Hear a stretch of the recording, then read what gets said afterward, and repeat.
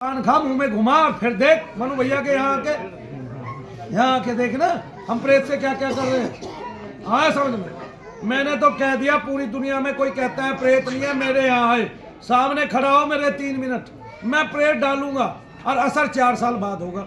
ये नहीं कहता मैं असर आज ही होगा। क्या होगा? हाँ 4 साल के अंदर उसका पूरा परिवार जो है सेटल हो जाएगा। फिर यहाँ बैठ के हाथ उठाएगा कि मेरे पूरे परिवार में प्रेत आ गया। क्यों जी? हमने कह दिया, हमने चुनाव कर दिया। आओ भाई जो ये कहता है तुम्हें पता ही नहीं है प्रेत कैसा है। वे ये समझ रहे हैं कि प्रेत आएगा सर घूमेगा ऐसे। अरे भाई सबके सर नहीं घूमते हैं। प्रेत तो बिंदु तत्व है। अच्छा देखो अब एक लाइव है ना भाई, कर दो लाइव कर दो। ला मैं करता हूँ तुझे पता नहीं मैं करके दे देता हूँ। बता दिया इनको, बता दिया तो नीचे से सेटिंग कर क्या मतलब तू चाहता है आराम से चाय पी लो। जब चाय पी लो तब मेरे को बताना। एक तत्व ध्यान से भाई, शोर नहीं, आवाज नहीं भाई, आवाज नहीं। एक तत्व जो आपके शरीर में घुस गया है उसको हम बोलते हैं प्रेत। क्या बोलते हैं?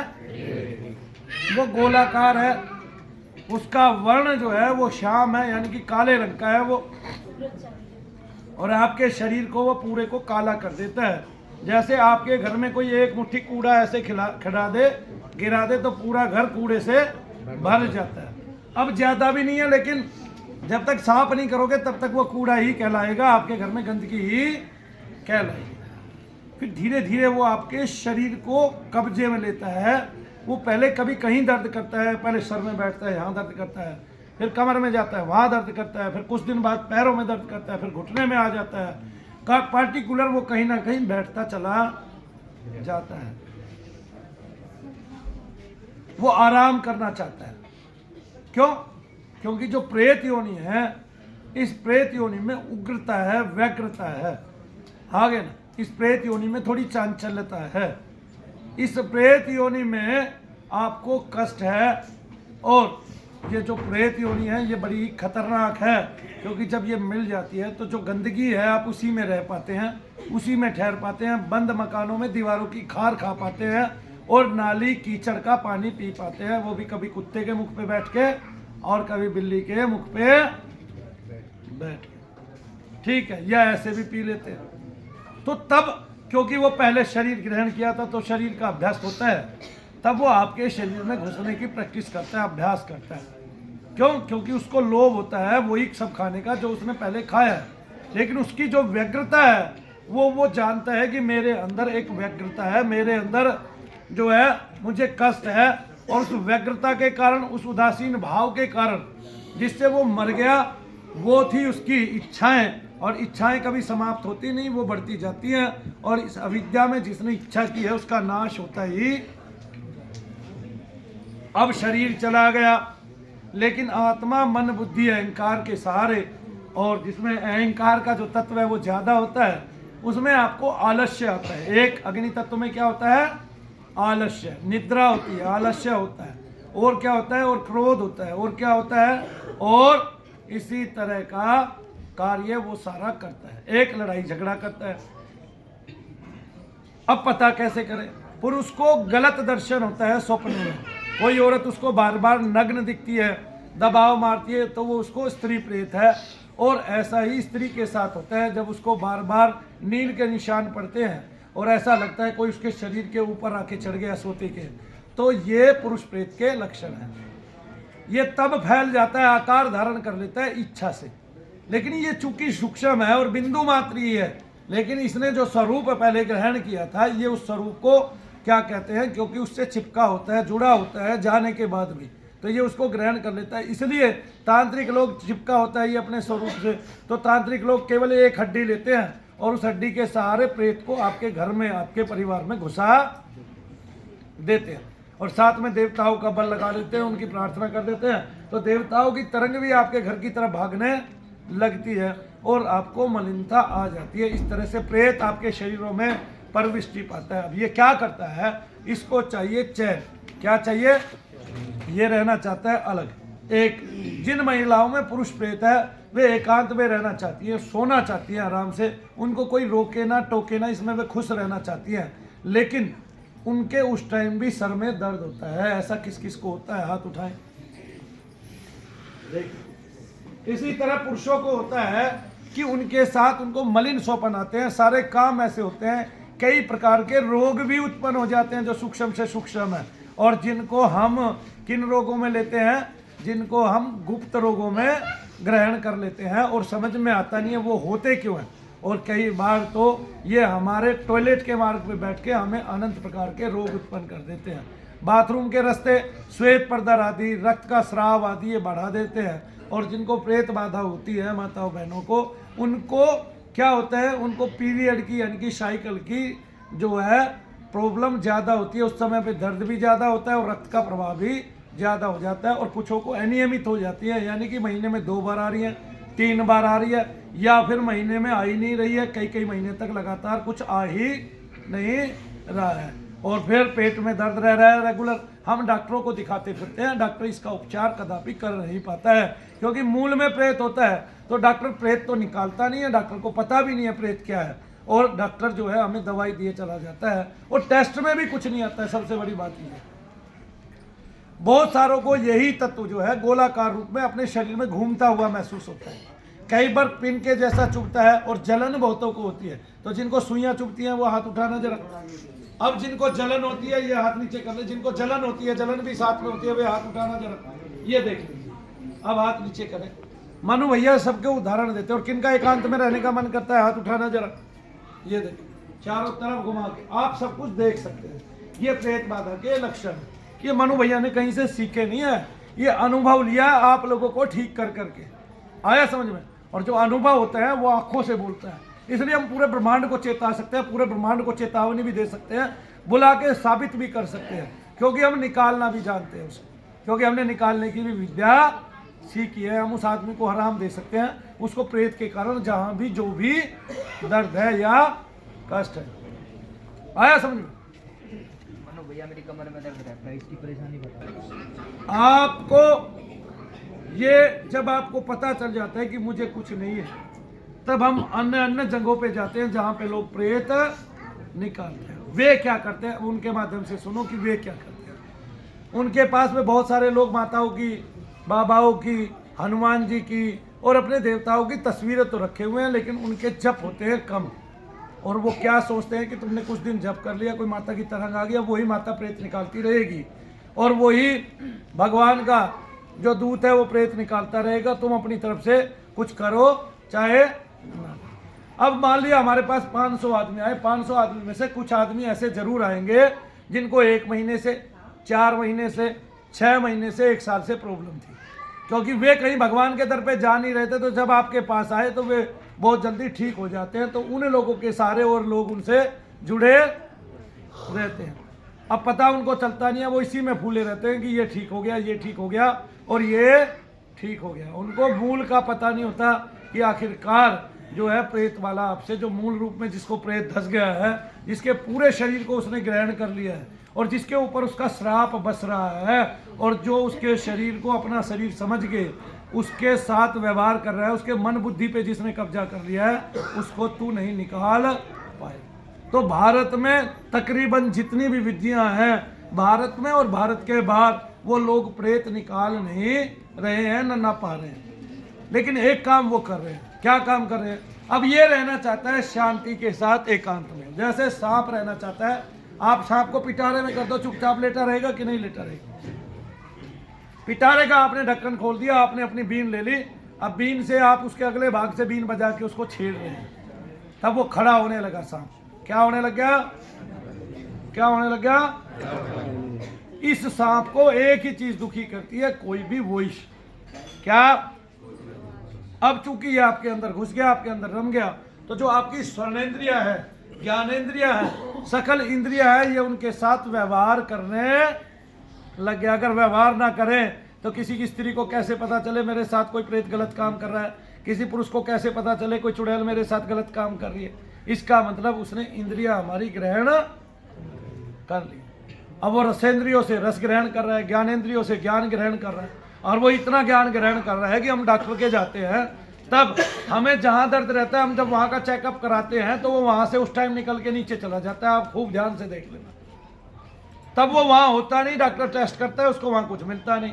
वरना तो एक्सरे की सूक्ष्म मशीन ऐसी है कि जब इस गोलाकार को आपका कैमरा पकड़ लेता है, जो इंफ्रा भी नहीं है, आगे ना जो घर में कैमरे लगवाए हुए हैं, तो इस गोलाकार को, इस तत्व को फिर कौन और पकड़ लेगा? इसको ओब्स भी बोलते हैं। ये काली होती है, लेकिन जो व्हाइट ओब्स होती है ना, वो देवताओं की तरंगे होती है। वो सूक्ष्म, क्या कहते हैं, वायु की तरंगे होती है, सूक्ष्म शब्द की तरंगे होती है, जो आपके इर्द गिर्द भगवान के नाम की रहती है। लेकिन जो काली होती हैं वे गलत होती है, वे खराब होती है, उनका रंग ही काला होता है, वे आपको कष्टदायी होती हैं, संपूर्ण मानव जाति को कष्टदायी होती है, और वही प्रेत है, वही उसका स्वरूप है। आया समझ में? अब ये जीते जी कई चीज़ों से डरती है। डॉक्टरों को इसका लाभ कैसे मिलता है मैं बताता हूँ। जैसे डॉक्टर, हम कभी भी डॉक्टर के पास जाते हैं, डॉक्टर हमें कहता है कि आपको मैं इंजेक्शन लगाता हूँ, कूले ढीले छोड़ दो, और जब वो सुई भरता है तो उसके बीच में हमारे कूले पे ही कंपन होता है। जब तक इंजेक्शन पास आता है तब भी कंपन होता है, और वो ऐसे हाथ मार के कहता है ढीला छोड़, ठीक है, और हम और टाइट कर लेते हैं। हंस रहा है बेटा?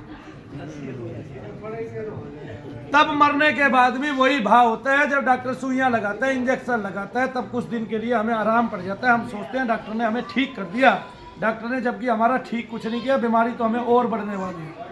तब हमें वो और कष्ट देता है, साले जा डॉक्टर के, जा डॉक्टर के, जा डॉक्टर। और एक बात और, इस तरह से वो हमारा पैसा लगवा के हमारे घुटने ढीले कर देता है। हम पैसे लगा लगा के पागल हो जाते हैं और उसको जगह बदलनी आ जाती है। कभी वो हमारे पेट में जाता है, डॉक्टर ने पेट का इलाज किया, ठीक। अब वो हमारी कमर में आ गया, डॉक्टर ने कमर का इलाज किया, ठीक। अब वो हमारे घुटनों में आ गया, डॉक्टर ने हमारे घुटने बदल दिए, लेकिन ठीक नहीं हुए। अब वो घूमने लग गया, अब वो समझ गया कि मेरे से समझदार इस दुनिया में कोई प्राणी नहीं है। मैं प्रेत योनि में भी रह के इतना समझदार हूँ, कुछ हद नहीं। और एक, आपके घर का भी जो प्रेत बनता है वो इच्छा करता है आपके साथ रहने की, आपके शरीरों में घुस जाता है। आप समझते हैं वो मेरा पित्र है, लेकिन वो प्रेत रूप में घूम रहा है और उसका उद्धार नहीं हुआ। वो अपने ही बच्चों के शरीर में आ जाता है। वो तो चाहता है मैं प्रेम करूं, और उसको प्रेम करने के लिए ही आता है, लेकिन उसको पता नहीं होता कि इसका कष्ट इस बच्चे को ज़्यादा हो रहा है, और वो उन बच्चों में रमता चला जाता है। बाद में उसी को निकालना भारी पड़ जाता है। और एक बार, इस योनि में आने के बाद तकरीबन 90% प्रेतों के संस्कार चले जाते हैं। मानव जीवन में उनका क्या नाम था, क्या पत्नी का नाम था, वो सब भूल जाते हैं। और एक बात, ऐसे आत्मा प्रेत योनि में तकरीबन 33 से 40 वर्षों तक ही रह सकती है, और 33 वर्षों तक ही ज़्यादातर रह सकती है। इसके अलावा ज़्यादा वर्ष उसके लिखे नहीं होते। कोई एकाधिक ही प्रेत ऐसा होता है जो अपने बल पर बहुत लंबी आयु अर्जित कर लेता है। लोगों को मारते मारते उसके पाप अधिक हो जाते हैं और उसकी आयु बढ़ाते चले जाते हैं देवतागण, तब वो और लंबी दीर्घायु तक रह पाता है।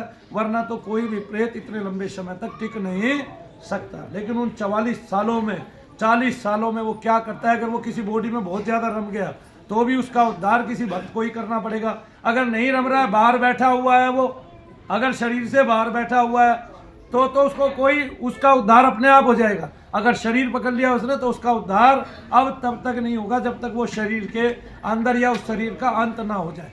और अगर प्रेत के रहते शरीर का अंत हो गया तो उस शरीर को भी वो प्रेत योनि में ही डाल देता है, उस आत्मा को भी जिस शरीर में वो फंसा हुआ है। क्योंकि ना तो वो उसको भक्ति करने देता, ना उसको ऐसा कोई लाभ लेने देता। और जब वो भक्ति करता है तो आंसू, उबासी, धड़कने, ये बीमारी, रोग, कष्ट और मलिनता उसके अंदर में फैलाए रखता है। एक सूक्ष्म और बात बताता हूँ। अब पिटारे में सांप है और उसने छेड़ना शुरू कर दिया, ये है शब्द शक्ति। जब उसने आपकी श्रवणेंद्रिय पकड़ ली, तब वो जब भी कहीं भी घंटा भी बज रहा है तो भी वो प्रेत जागेगा। आप घंटा घंटा बजाओ, कोई नाम मत लो, तब भी वो प्रेत जाग लेगा, उसको सुनाई देगा और उस पर दबाव पड़ना चालू हो जाएगा। मैं अपनी कोई भी प्रक्रिया शांति के साथ करके दिखा सकता हूँ। कैसे कर सकता हूँ? करके दिखा सकता हूँ कोई भी प्रक्रिया। अगर कोई कहे आप गलत कह रहे हो तो मैं साथ के साथ करके भी दिखा सकता हूँ, ठीक है। अब जब उसने श्रवणेंद्रिय ग्रहण कर लिया तो हम लोग क्या करते हैं? हम मंदिरों पे जाते हैं, जय बाबा की, जय बाबा की। उससे प्रेत जो है आपके शरीर में चलने लगता है, दौड़ने लगता है, संचरण करने लगता है, उससे आपकी हाजिरी आ जाती है, जिसको बोलते हैं हाजिरी। वो वेग के साथ ऐसे ऐसे करता रहता है। कैसे भी करेगा वो, क्योंकि वो एक बार ऊपर जाएगा धड़ाक ऐसे लगेगा, एक बार नीचे आएगा, उतनी तेजी के साथ आपके शरीर में घूर्णन करेगा जैसे कोई मोटर चल रही हो सेकंडों के साथ। क्योंकि उसमें क्या आ जाता है, उसमें ऐसा एक भाव आ जाता है उसमें कि अब तू बचेगा नहीं, तेरे शरीर के क्या कहते हैं, तुझे इसके शरीर से निकाल दिया जाएगा और उसके शरीर में अग्नि पकड़ने लगती है। वो आवाज से डरता है। किससे डरता है? आवाज कोई भी हो, आगे ना समझ, आवाज कोई भी हो, ठीक है। तो जो फौजी रात दिन गोलेबारी में रहते हैं ना, उनके पास प्रेत बहुत कम आएगा, ना के बराबर आएगा। जिनके वहां आवाजें ही आवाजें हो रही है, आया समझ में?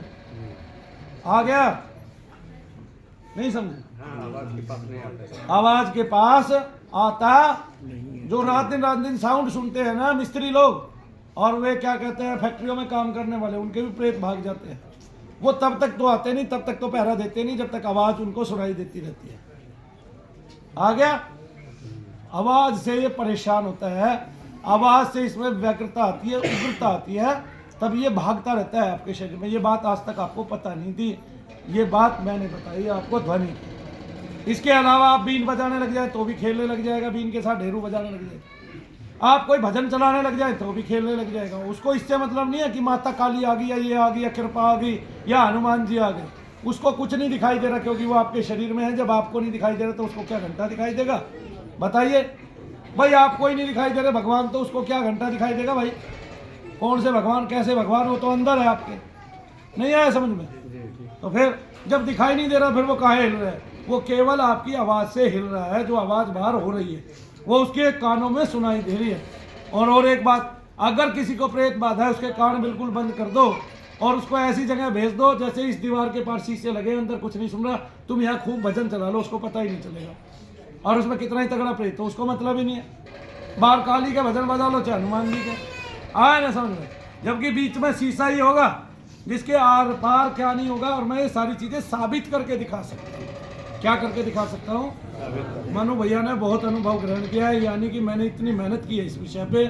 मैं चाहता था कि एक दिन इसमें पारंगत होके पूर्ण तरीके से तब समाज को बताऊंगा ही। शक्ति तो अपने आप बढ़ जाएगी, भगवान बढ़ाने वाले हैं। सारा काम भगवान खुद ही करते हैं, हम तो कुछ करते नहीं है। हमने प्रेत निकालना है, अब वो केवल मंत्र के जरिए ही निकलेगा, आपकी मेहनत से निकलेगा। मनु भैया की संपूर्ण मेहनत नहीं होगी। मैं अपना बल लगाऊंगा, आप अपना बल लगाओगे, मैं अपना संकल्प लगाऊंगा, आप अपना संकल्प लगाओगे कि नहीं शरीर मेरा है तुम्हारा है नहीं, मैं तुम्हें अपने घर में रहने नहीं दूंगी, उसके सारे उपाय आप करोगे। उपाय में दीपदान, भगवान का भजन करना, ये सब हमारे सहायक है, या ईश्वर की स्तुति करना क्या है? सहायक है। तब हम इससे उबर जाएंगे, निकल जाएंगे, वरना इससे उबरने का निकलने का कोई रास्ता दूसरा है नहीं, क्योंकि इसने अब आपके शरीर में घर बना लिया है।